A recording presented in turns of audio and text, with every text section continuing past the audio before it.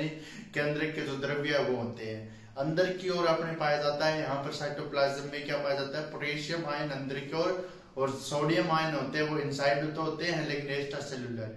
Binding site होती है student, एक तो ऊपर होती है एक नीचे होती है। जो नीचे वाली बाइंडिंग साइट है बाहर की ओर वो तो होती है सोडियम की, अंदर की जो ऊपर की ओर होती है वो होती है यहाँ पर पोटेशियम आयन की। तो क्या करते हैं स्टूडेंट, जब भी सोडियम आयन है अपने बाइंडिंग साइट से जाता है तो उसको बाइंडिंग साइट में अपने जाने के लिए क्या चाहिए स्टूडेंट, एटीपी जरूरत होती है। एटीपी जरूरत होती है तभी वो क्या करता है, पोटेशियम आयन है अगर उसकी कंसेंट्रेशन अंदर कम हो जाती है तो उसको कम करने के लिए सोडियम आयन को बाहर निकलना पड़ता है। मैकेनिज्म पूरे चित्र के माध्यम से समझेंगे और उसको कम करने के लिए अपने को एटीपी चाहिए। एटीपी क्या टूटती है, जब sodium ion outside the cell होता है ना तब क्या होता है, एटीपी टूटती है। एटीपी एनर्जी लेके उसको अंदर की ओर पहुंचा दी जाती है जिससे 3Na+ के रूप में बाहर निकलती है और ADP plus adenosine diuretic phosphate और यहाँ पर स्टूडेंट इनऑर्गेनिक फॉस्फेट आ जाता है। ठीक है, अब ये टूट जाता है, टूटने के बाद यहाँ पर जो पोटेशियम आयन होते हैं वो साइटोप्लाज्म में रहते हैं जिसमें 2K और K पॉजिटिव यानी 3K उसको पूरा करने के लिए अगर पॉजिटिव चार्ज रह गया तो कमी रहेगी, इसलिए बैलेंस चलती है। इस प्रकार से एक साइटोप्लाज्म में क्रिया होती है स्टूडेंट, इसमें प्रकार की क्रिया होती है अपने सेल में चलती है। तो सबसे पहले लिखिए सोडियम पोटेशियम आयन, ये चित्र है मैं इसकी मैकेनिज्म समझाऊंगा। Sodium and potassium ion role of metal ion, इसमें लिखिए सोडियम और पोटेशियम आयन है वह बहुत ज्यादा महत्वपूर्ण भूमिका निभाते हैं हमारे बायोलॉजिकल सिस्टम में या हमारे ऑर्गेनिज्म में। अब इसमें लिखिए सोडियम व पोटेशियम आयन है, सोडियम व पोटेशियम आयन है, यहाँ पर लिखना है सोडियम व पोटेशियम आयन है, बस सोडियम व पोटेशियम आयन है वह लिपिड लेयर, जो लिपिड की लेयर होती है उसमें पाए जाते हैं, उसमें पाए जाते हैं। सोडियम आयन 3Na पॉजिटिव के रूप में पाया जाता है जो कि पोटेशियम आयन भी पाया जाता है। इसमें बाइंडिंग साइट के रूप में सोडियम पोटेशियम दोनों आयन होते हैं। इसके बाद में लिखिए सोडियम व पोटेशियम आयन, सोडियम व पोटेशियम आयन गेविटिनोइड्स, गेविटिनोइड्स के रूप में पाए जाते हैं क्योंकि जो लेयर होती है लिपिड लेयर होती है वह डबल लेयर होती है, उसको मेंटेन करने के लिए ऑर्गेनिक लिपिड सोल्यूबल आवश्यकता होती है जिन्हें गेविटिनोइड्स कहते हैं। यानी ऑर्गेनिक लिपिड सोल्यूबल मतलब है ये जो बाहर लेयर होती है उसमें क्या करते हैं ये लिपिड यानी उसको सोल्यूबल बनाए रखते हैं। इसके बाद में लिखिए सोडियम और पोटेशियम आयन, सोडियम और पोटेशियम आयन लिपिड लेयर होती है उसके लिए सरफेस प्राप्त करते हैं या उसको सरफेस एरिया बनाते हैं। इसके बाद लिखिए जो सोडियम आयन होता है वह इनसाइड द सेल होता है 5 से 15 mm कंसेंट्रेशन पर पाया जाता है, 5 से 15 mm कंसेंट्रेशन पर। जब पोटेशियम आयन की कंसेंट्रेशन होती है वह 100 से 400 mm, 100 से 140 mm पर होती है। यानी sodium ion inside the cell पाया जाएगा 5 से 15 mm पर और ये पाई जाएगी 100 से 150 mm। इसके बाद लिखिए इस कंसेंट्रेशन पर ही अब इसके बाद हम लिखिए इसी प्रकार अंदर लिख ली, इसी प्रकार आउटसाइड यानी एक्स्ट्रा सेल्यूलर की बात करते हैं, बाहर की ओर वृद्धि की ओर एक्स्ट्रा सेल्यूलर है, उसमें एक्स्ट्रा सेल्यूलर स्पेस है, उसमें सोडियम आयन 100 से 140 mm यानी उल्टा होता है स्टूडेंट। जो पोटेशियम आयन की कंसेंट्रेशन थी वो क्या हो जाती है जो इनसाइड है स्टूडेंट, ये देखिए जो पोटेशियम आयन की कंसेंट्रेशन है आई लिख देता हूं मैं, ये यहाँ पर इसकी आउटसाइड है, ये इसकी आउटसाइड है ना, ये आउटसाइड ऐसा है। ये कंसेंट्रेशन बदल जाती है, बदल कब जाती है जब आउटसाइड की बात करते हैं। आउटसाइड में 100 से 140 तो हो जाती है सोडियम की, जो कि ये हो जाती है पोटेशियम की। आउटसाइड में सोडियम की जो कंसेंट्रेशन है वो 100 से 140 mm पर पाई जाती है, जबकि पोटेशियम की 5 से 15 mm पाई जाती है। इस कंसेंट्रेशन पर ही सेल जीवित रहती है, इसके बाद में लिखिए स्टूडेंट, इसमें लिखिए आउटसाइड में पोटेशियम आयन की कंसेंट्रेशन कम होती है, आउटसाइड में लिखा चुका हूं पोटेशियम आयन की कंसेंट्रेशन कम होती है, इसलिए इनसाइड भी सेल की कंसंट्रेशन को मेंटेन करने के लिए यानी सेल कंसंट्रेशन मेंटेन करनी है अपने को, मेंटेन करने के लिए आसानी से नहीं किया जा सकता, आसानी से नहीं हो सकते। इसके लिए हमें एटीपी या एनर्जी की आवश्यकता होती है। जिस प्रोसेस में एनर्जी टूटती है वह एटीपी से एडीपी प्लस इनऑर्गेनिक फॉस्फेट बनाती है। अब इसके बाद में लिखिए स्टूडेंट, इंपॉर्टेंट थिंग्स लिखिए इसमें। सोडियम व पोटेशियम प्रोसेस में, सोडियम व पोटेशियम पंप है, उसकी प्रोसेस में निम्न लाभ होता है। यानी कौन कौन से लाभ होते हैं? फर्स्ट में लिखिए सोडियम व पोटेशियम आयन, सोडियम पॉजिटिव व पोटेशियम पॉजिटिव लिखिए दोनों में आयन। ग्रेडियंट्स यानी प्रवणता ऑफ नर्व सेल, जो नर्व इंपल्स होते हैं, नर्व इंपल्स का मतलब होते हैं यानी जो अपने शरीर में नर्व होती हैं उसमें इंपल्स है, उसको इंपल्स कराते हैं। सोडियम में पोटेशियम आयन चलता है, इसमें अपने नर्व में सिग्नल जाएगा, इसमें जो इंपल्स होगी या अपने को जो जनरेट होगा सिग्नल मिलेगा, उसमें ये हेल्प करता है। दूसरी बात लिखिए, ये सेल के सोडियम व पोटेशियम आयन सेल के वॉल्यूम व शेप को बनाए रखते हैं। तीसरी लिखिए, सेल में पोटेशियम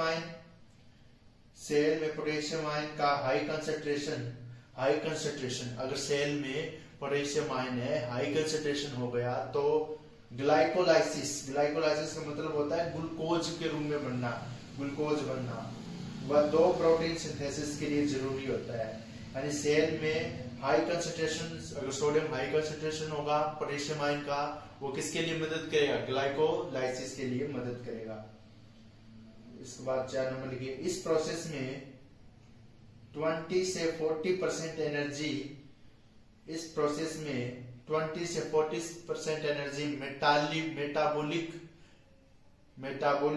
प्रोसेस में निकलती है। मेटाबॉलिक प्रोसेस कैटालाइटिक और एनालाइटिक, ठीक है, ये प्रोसेस होती है दोनों प्रकार की, इसमें निकलती है। इसके बाद लिखिए, जो न्यूरल टिश्यू है यानी जो नर्व टिश्यू है, यह एनर्जी 70% तक यूज होती है। जो न्यूरल टिश्यू है उसमें 70% तक यूज होती है। इसके बाद में सेल के अंदर पोटेशियम आयन तथा बाहर सोडियम आयन की कंसंट्रेशन बनाए रखने के लिए, यानी सेल अंदर है यानी पोटेशियम एक है, अन्य बाहर, ऐसे याद रखिए, अन्य बाहर जाओ और पोटेशियम अंदर आओ, तो अंदर आओ, इससे याद रखिए अपने को क्या करना है। अगर सेल की कंसंट्रेशन सोडियम के रूप में बाहर तथा पोटेशियम आयन के रूप में अंदर बनाए रखने के लिए हमें एनर्जी, मैं बता चुका हूं, एनर्जी आवश्यकता होती है, जिसमें एटीपी, जो एनर्जी एटीपी के रूप में मिलती है।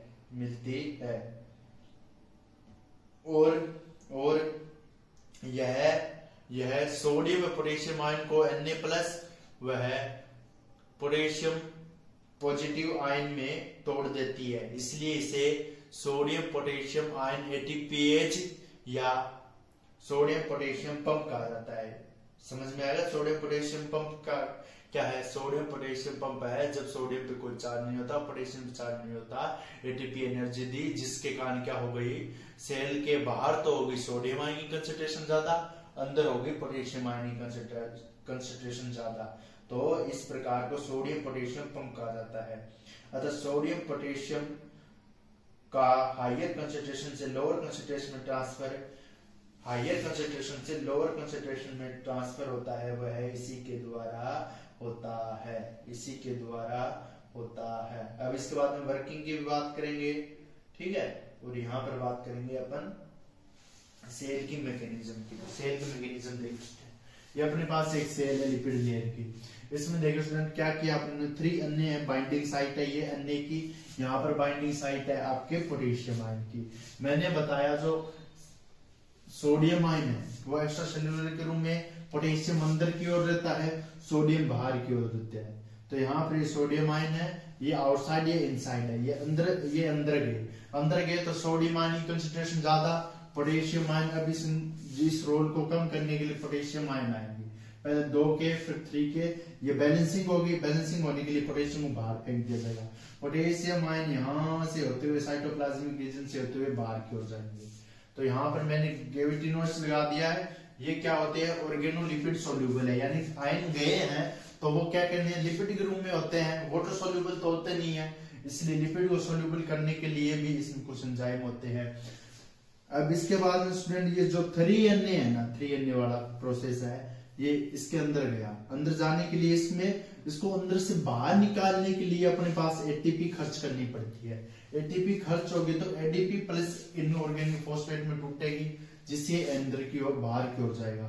और ये अंदर जो साइटोप्लाज्मिक द्रव्य भरा हुआ है सेल में होता है, स्टूडेंट आपने पढ़ा होगा बायोलॉजी में। अब यहाँ पर सोडियम व पोटेशियम आयन है, मैं बता चुका हूँ सोडियम व पोटेशियम आयन है, इन पे प्लस आता है तो ये एटीपीएच कहलाते हैं, एटीपीएच कहलाते हैं। और ये एक्स्ट्रा सेलुलर यानी मतलब बाहर की ओर ये एंजाइम निर्माण करते हैं। और मैं बता चुका हूँ जो सोडियम व पोटेशियम आयन को बैलेंस करना एटीपीज एंजाइम की उपस्थिति में या एटीपी के रूप में टूटना सोडियम पोटेशियम आयन कहलाता है। तो ये है इस प्रकार से 3Na बाहर, ये कंसंट्रेशन है, ये प्रोसेस है, ये बना लीजिए, डायग्राम लिख देता हूं। लिपिड लेयर का डायग्राम है। लिपिड लेयर है, लिपिड लेयर सेल है स्टूडेंट, ये या एनिमल सेल है, उसका डायग्राम है। साइटोप्लाज्म अंदर की ओर, यहाँ पर बाइंडिंग साइट है Na की, यहाँ पर है। तो यहाँ पर ये अंदर गया, अंदर जाने के बाद आउटसाइड आएगा इसको कम करने के लिए, और जिस पोटेशियम आयन है फिर ये अंदर आएंगे। अंदर कंसंट्रेशन हो गई, इस अंदर कंसंट्रेशन को पूरा करने के लिए एटीपी तोड़ना पड़ा। तो ये है इस प्रकार से। अब यही कंसंट्रेशन में मैं मैकेनिज्म लिखवा चुका हूँ। अब इसमें स्टेप लिखाऊंगा स्टूडेंट, इसकी वर्किंग लिखिए स्टूडेंट, वर्किंग समझा देता हूँ इसको। वर्किंग देखिए यहाँ पर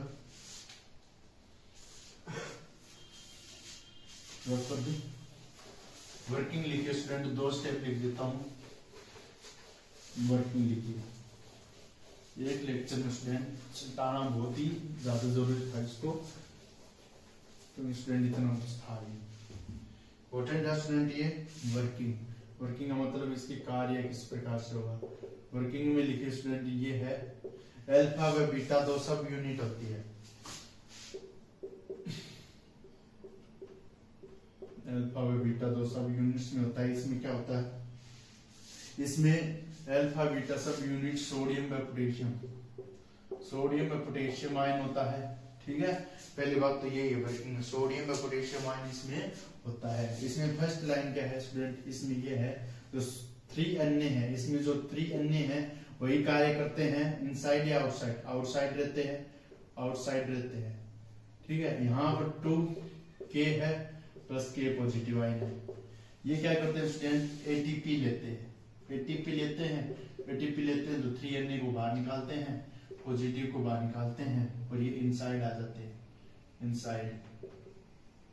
ये इस प्रकार की प्रोसेस है। तो मैंने बता दिया, इसमें मैकेनिज्म में बार बार बता चुका हूँ। इसमें लिखिए सोडियम व पोटेशियम एटीपीएस के रूप में 2 यूनिट से बना होता है, अल्फा व बीटा सब यूनिट से बना है, और cytoplasm and extra cellular domains के रूप में होते हैं। साइटोप्लाज्म में भी होते हैं और एक्स्ट्रा सेलुलर या बाहर की ओर भी पाए जाते हैं सोडियम आयन व पोटेशियम आयन। दूसरा लिखिए, प्रत्येक एटीपीज 3Na से बाइंड करके, प्रत्येक एटीपीज होता है या जो एटीपीज एंजाइम होता है वो क्या करता है, 3Na से बाइंड करके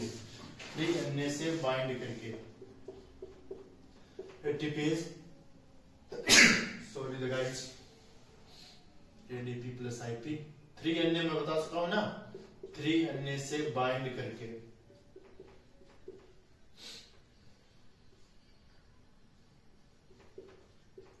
प्रत्येक एटीपीज एंजाइम 3Na से बाइंड करके एडीपी प्लस आईपी में टूट जाता है।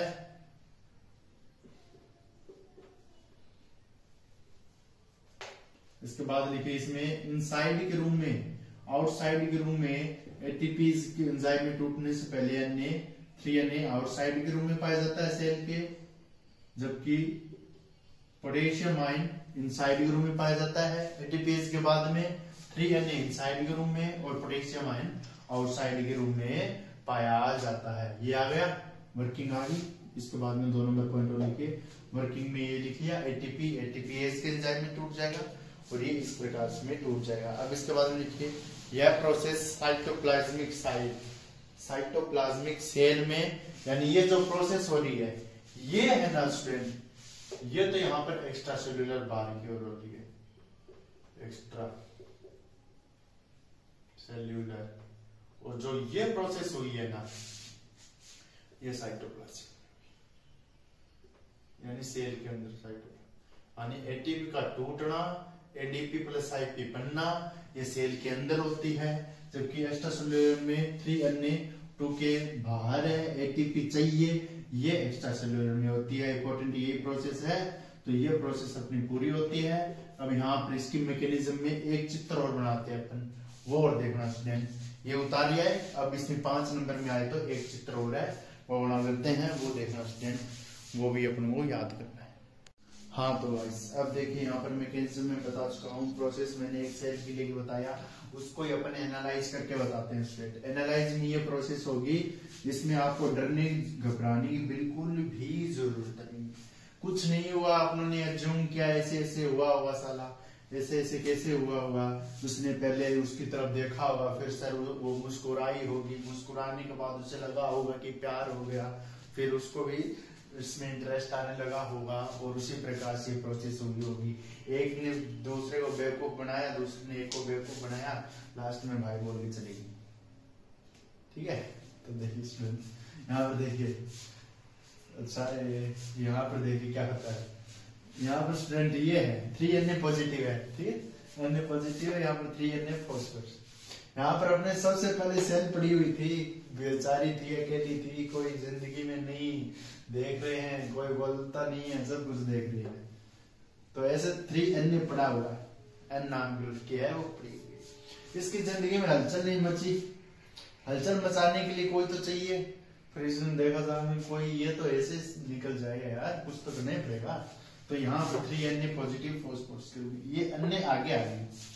आगे आगे तो क्या हुआ स्टूडेंट, इसको थोड़ी सी एनर्जी मिली, इसको कैसे बनने के लग गई कि यार वो तेरे को पसंद करता है, तो यहाँ पर एटीपी एडीपी के रूम में टूट गई। यहाँ पर अन्य सिस्टोल इनसाइड के रूम में पड़ा हुआ था, इनसाइड अन्य था, अन्य कोई मतलब नहीं था दुनियादारी से, मोह से कुछ नहीं लेना देना था, लेकिन इसको एनर्जी लग गई, एनर्जी लगते ही एडीपी इनऑर्गेनिक फॉस्फेट प्लस इसको हवा लग गई स्टूडेंट, हवा लगना समझ गए ना, तो 1 नंबर यहाँ से स्टार्ट हुआ। सिस्टोल में अन्य सोडियम क्रिया चालू हो रही है, एटीपीएस सोडियम पोटेशियम साथ साथ चलते हैं, सेल के अंदर होती है, इनसाइड द हुआ तो सोडियम की कंसंट्रेशन ज्यादा, अन्य प्लस के रूम में आ गया, 3Na पड़ा हुआ है, प्लस प्रोडक्ट बन रहा है। अब ये सेल इस प्रकार से बिहेव करने लगी, ऐसी थी 2-3 पार्ट इसको दिखने लगे, E2P पे आ गया, 3Na आ गया, अन्य कंसंट्रेशन हो गई, इसका एक्साइटमेंट बढ़ गई। अब इसके एक्साइटमेंट को कम कौन करे, फिर ये सोचा चलो यार कुछ दोस्त बनाते हैं, तो यहाँ पर इसको किसका साथ मिला, इससे देखा नहीं गया कि सोडियम भाई तू 3 पॉजिटिव करके बैठा है, ये सोचा कि इसने 3 पॉजिटिव ले लिया, तो इसको कम करने के लिए पिक्चर में कौन आ जाता है, पोटेशियम आयन। 3 लगभग मैं बता चुका हूँ, 3 से ज्यादा नहीं जाता, तो 3 ही जाता है, तो 3 पे ही आ गया। 3 पे पोटेशियम आयन की एंट्री होती है, रॉयल एंट्री होती है भाई की, कैसे होती है रॉयल एंट्री, 3Na लास्ट है, ऑप्टिमम लेवल है, ऑप्टिमम लेवल से बेचारा पोटेशियम आता है सबसे मरा हुआ आता है, यार क्या सेफ हो गई, तो इस प्रकार से ये आगे आता है, ये आ जाते हैं, तो इसमें कुछ पार्टिकल इसको दिखा देते, थोड़े बिल्कुल पार्टिकल सोडियम आएंगे, अन्य का भी मामला बहुत ज्यादा भारी है।